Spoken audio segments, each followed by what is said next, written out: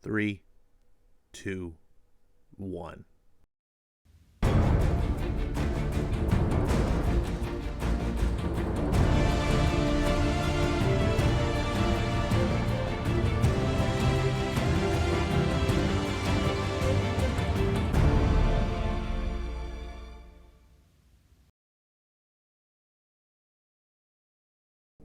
What's going on, everyone? Watching another episode of Ash on Comics. Here today, another comic review. Oh boy. All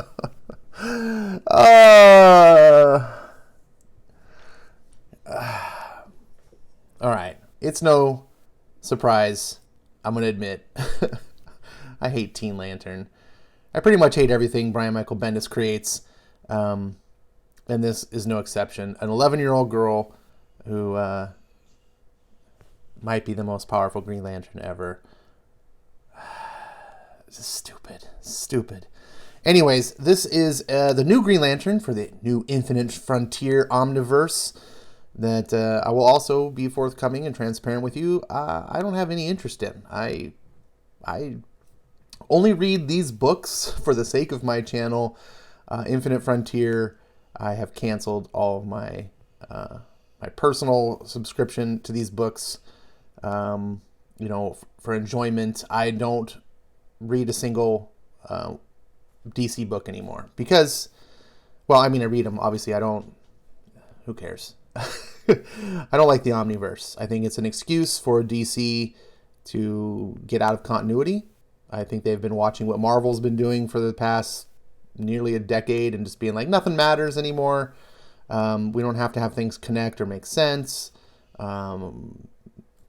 And DC was still keeping kind of true to continuity for the most part.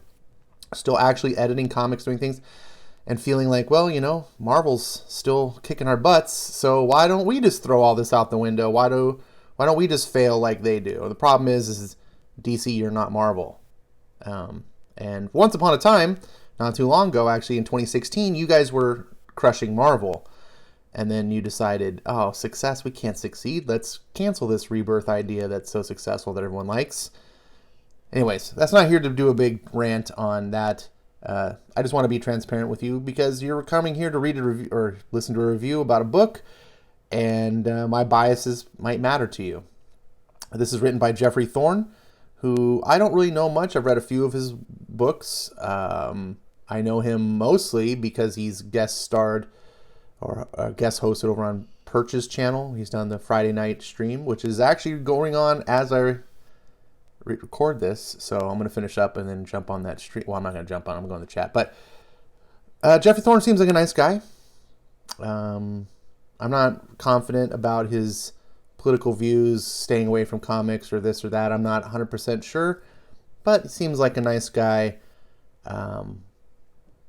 Hopefully he's a good writer. So this is Green Lantern number 1, Core Conflict. I hate when I say corpse. Core Conflict, Teen Lantern arrives. Ooh, whoop-de-doo.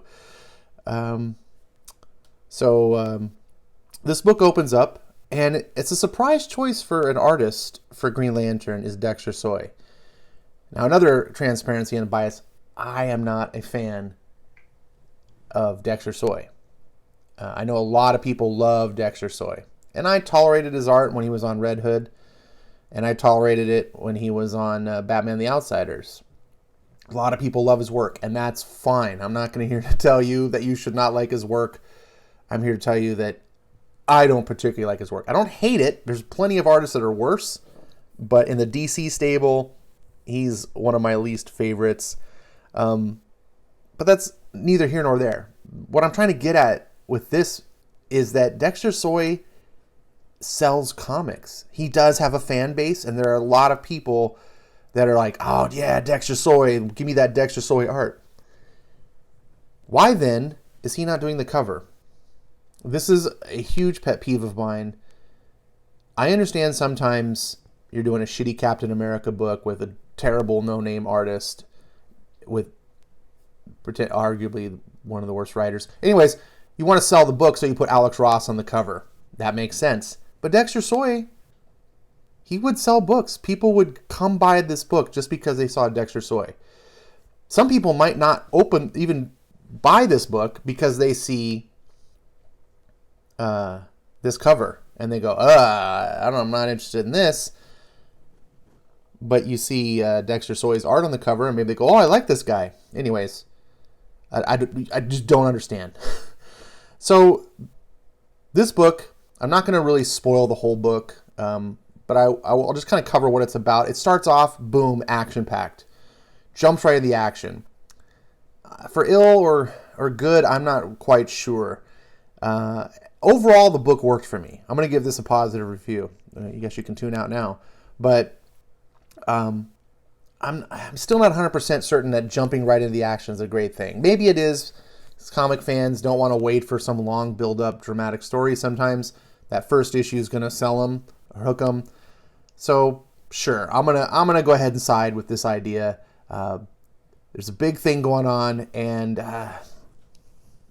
let's just say that Teen Lantern is not the only Bendis monstrosity that we're being haunted with here. I don't know if Jeffrey Thorne has to work around some sort of mandates. I'm going to give him the benefit of the doubt and say that he has to, and he's just working with the tools that he's given.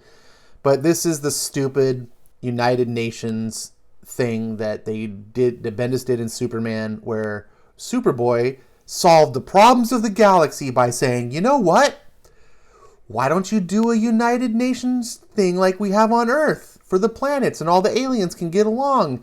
And all the aliens look at each other and say, oh, golly gee, we never thought of that. Superman, your boy is amazing. He solved the problems of the universe. It's one of the stupidest issues of Superman I've ever read in my life. By the way, which ended the whole Rogol thing because the international police showed up and arrested everybody. This is, okay, we're not here to talk about this, but Jeffrey Thorne's having to write about this. So here we are. They're forming the this United, I'm going to keep calling it the United Nations, even if it's like the United Planets or something. And the Guardians of Oa. Oa's trying to get in on this thing. They're like trying to get accepted into the United Planets, United Nations, whatever. Why? Who cares? Who cares? Just be like, F you guys. I don't want to be a part of this. We're one of the most powerful species in the universe. You don't want us a part of your little club, so be it. But they want to be invited in. Someone's trying to stop it. We've got, I thought it was Hawkwoman, but it's Captain somebody else. Whatever. Thanagarian. They're all generic. And they're having a big conference. This really reminded me of the Star Wars prequels, as you're going to see here. They're floating on their little, this is like right out of the prequels. That was a little like, really? Okay, whatever. And they're having the debates about who should be in and la-da-da-da-da. And there's these 4 magical people show up and they're going to thwart things. And they've unlocked this magical beast that just can destroy everything. It's like, I guess it's the heart of Oa, at Mentrium, and it's going to destroy everything. But John Stewart figures out how to stop it in a pretty kind of clever way. I really enjoyed that there was some thought to the solution, and I was like, oh, I didn't see that coming. Cool. It was a little bit short, though. I feel like something so dangerous, it was wrapped up a little bit too quickly and neatly. Like, the solution, I think, would have worked better if maybe they had been fighting this thing over a course of a couple issues. Oh, we're not sure how to stop. They finally figure out. But, the Yellow Lanterns are here. It's kind of a nice setting the stage, introducing characters. Again, you may know all these characters. I'm going to admit more transparency. I'm not a big Green Lantern guy. I know some of the basics. But this is in issue number 1. So this is a jumping on point. So DC rightfully should be treating this as someone's first Green Lantern book. So we get our little introduction to the Yellow Lanterns. This guy shows up and gives John some of the information that he puts together to solve the problem. I don't know who this is. At first I thought this was Kyle Rayner. And because if I understand correctly, didn't Kyle Rayner transcend beyond the Green Lanterns? Did he become like Ion or something? He was the White Lantern. But John Stewart doesn't seem to recognize him. He just calls him Citizen. I'm like, so who is this guy? And here's one of my problems with Dexter Soy. He just makes all the people look the same. Everyone looks the same. If you see Simon Baz earlier, this could have been Simon Baz without the mask. Whatever, it's neither here nor there. But I don't know who he is. I can't just look at his face and go, oh, I know who that guy is. So he's some strange guy with a glowing chest thing who's apparently important. He has some deep-seated knowledge. Maybe that'll be brought out later in the story, so I'm not going to really fault it too much. And they solve the problem. And, well, I guess a little bit of spoilers. Oa gets let in. And someone gets killed. So, yeah, I guess I lied. There are some spoilers. But I didn't cover all the details of the book. There's definitely something for you to read. And this is not the plot resolution, so I didn't just spoil the whole plot for you by this. But this is more of a plot device as someone gets killed. And next we're going funeral for a guardian. And we're going to go on. This is a good book. It was a fun book. Was it fantastic and amazing? No. And I'm not going to add it to my pull list because more to the Infinite Frontier stuff. However, if I was into the Infinite Frontier, or if this was just part of Rebirth, the writing is quality. I enjoyed it. It felt tense, which goes back to, I think, one of the Green Lantern books I read. Didn't he write the Green Lantern during Future State? Felt some of that same tense, high action type of feel. I like that. I think people are going to enjoy that in this book. I worry that this is going to, if Jeffrey only writes this way, it's going to get dull. It's, roller coasters. Think of that like a roller coaster. Everyone, roller coasters will spin you around, go up and down a little bit, and then every once in a while you get the big drops and the excitement. But if it was just constant that way, eventually that thrill, you need breaks in between. You need low moments.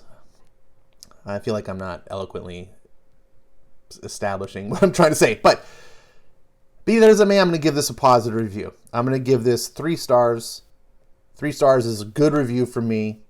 2 is poor. 1 is throw it in the fireplace to start a fire. 4 is really good. And 5 is reserved for best of the best. I rarely give out 5s. So I'm going to give this a 3 stars. That's a thumbs up. If you are interested in Green Lantern, if you are enjoying Infinite Frontier, if you like the things that DC is doing, you're probably going to think even more highly of this book than I do. So hopefully you're enjoying it. And as always, my motto is read good comics. There are too many expensive comics to waste your money on. So read good comics. Thanks for watching.